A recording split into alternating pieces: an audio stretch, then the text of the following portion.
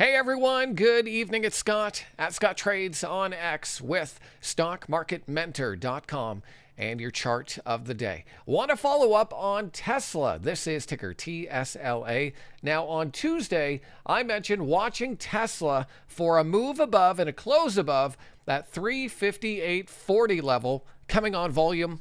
And my friend, we got that today. This has been a setup we've been watching for a while over at StockMarketMentor.com because, as I mentioned, it's been giving us progressively higher lows. Now, that's a pattern that you can watch for on any stock that's going sideways. Ideally, you want a stock that's, if it's chopping around, you want the lows to be higher and higher and higher.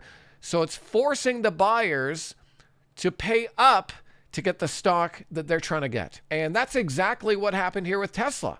As I mentioned on Tuesday, chopping around as soon as it got above the 200-day moving average, the black line here in May, whipped around for a bit, but every low was higher than the last. Every time it pulled back, buyers had to pay up to get the stock that they wanted because the demand kept increasing and increasing to a point where now the stock is broken out of that long base of consolidation and did it on volume. And so this is a nice move here. I hope you were able to grab some. I know a bunch of us over at Stock Market Mentor and Crypto Market Mentor are trading this stock right now. I would look for a 400 handle on this just as a logical near-term psychological level of resistance. So I think for a swing trader, I think 400 probably going to be a bump in the road, but even from here, that's still a pretty good risk reward if you did buy it today and use that level, that 358 level that I mentioned to you on Tuesday.